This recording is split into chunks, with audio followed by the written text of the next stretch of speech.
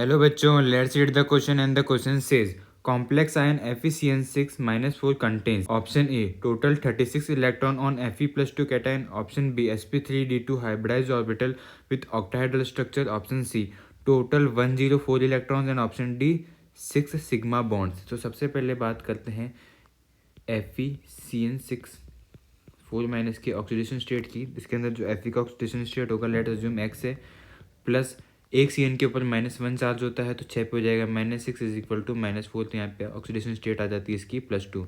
इसका जो electronic configuration होता है वो होता है 4s2 3d6।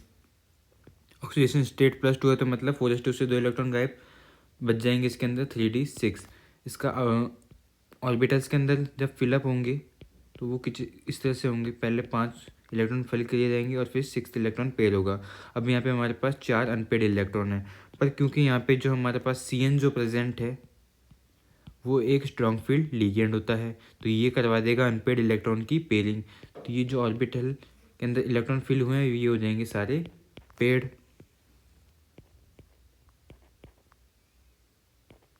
यहाँ पे हमारे पास 2 वैकेंट ऑर्बिटल्स बच जाएंगे, तो इनको यूज़ करते हुए इसका हाइब्रिडाइजेशन आता है D2sp3। तो हमने देख लिया कि इसका जो हाइब्रिडाइजेशन है वो तो है D2sp3। अब बात करते हैं इसके इफ़ेक्टिव एटॉमिक नंबर की। इफ़ेक्टिव एटॉमिक नंबर क्या है कि सेंट्रल मेटल जो हमारा कैटायन है उसके ऊपर कितने इलेक्ट्रॉन प्रेजेंट हैं। इसको कैलकुलेट कैसे करते हैं, En कैलकुलेट करने का फॉर्मूला है हमारे पास atomic number of the metal ion minus oxidation state of the metal ion plus coordination number उसका कितना है, कोऑर्डिनेशन नंबर इंटू 2। ये इसका फॉर्मूला हो जाता है। अब इसका कैलकुलेट करते हैं तो Z जो है Fe का वो आ जाएगा 26, उसकी ऑक्सीडेशन स्टेट है यहाँ पे +2, तो oxidation state +2 plus coordination number कितना है उसके, मतलब कोऑर्डिनेशन नंबर इतना है कि उसके लिगेंड कितने लिगेंड उसको इलेक्ट्रॉन डोनेट कर रहे हैं। तो यहाँ पे 6 Cn डोनेट कर रहे हैं तो आ जाएगा 6 × 2। इसको सॉल्व करते हैं तो आ जाता है हमारे पास 36। मतलब जो हमारा कैटायन है सेंट्रल मेटल एटम का उसके ऊपर 36 इलेक्ट्रॉन्स प्रेजेंट है, या फिर कहें उसका इफेक्टिव एटॉमिक नंबर 36 है। इसके बाद बात करते हैं कि जो हमारा कॉम्प्लेक्स बन रहा है पूरा उसके अंदर कितने इलेक्ट्रॉन हैं। FeCN6 4 माइनस का, तो यहाँ पे Fe के तो 26 इलेक्ट्रॉन होते हैं क्योंकि इसका एटॉमिक नंबर 26 है, प्लस कार्बन के होते हैं हमारे पास 6 एंड नाइट्रोजन के होते हैं 7, तो टोटल इनके हो जाएंगे 13 और 6 Cn हमारे पास प्रेजेंट है तो इसको कर देते हैं 13 × 6 प्लस, और ये जो -4 है इसके ऊपर -4 का जो चार्ज है वो भी इलेक्ट्रॉन ही है तो ये भी ऐड हो जाएंगे इसके अंदर। तो अगर इनको टोटल करते हैं तो ये आता है हमारे पास 108 इलेक्ट्रॉन्स जो टोटल पूरे कॉम्प्लेक्स के ऊपर प्रेजेंट हैं।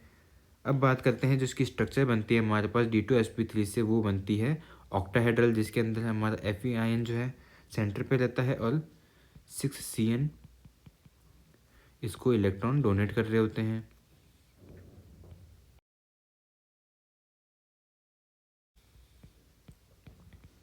अब ये जो कोऑर्डिनेट बॉन्ड है हमारे, ये भी हमारे सिग्मा बॉन्ड्स ही होते हैं। ये भी जब सिंगल कोऑर्डिनेट बॉन्ड हो तो वो भी सिग्मा की तरह ही ट्रीट किया जाता है, सिग्मा बॉन्ड की तरह ही।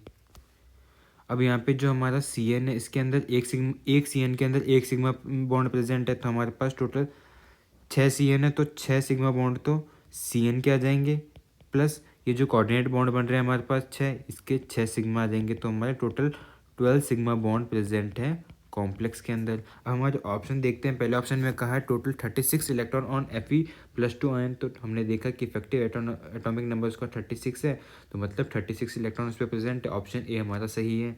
बी की बात करते हैं, इसके अंदर हाइब्रिडाइजेशन इसने बताया कि इसका sp3d2 हाइब्रिडाइजेशन है, पर ये हो जाता है गलत। हमने देखा था कि उसका हाइब्रिडाइजेशन जो है वो है D2sp3, तो ये ऑप्शन हो जाता है हमारा गलत। सी की बात करते हैं टोटल ऑफ 104 इलेक्ट्रॉन्स, तो ये भी हो जाता है गलत क्योंकि उसके ऊपर हमने देखा कि होते हैं 108 इलेक्ट्रॉन्स, तो ये ऑप्शन हमारा हो जाता है गलत।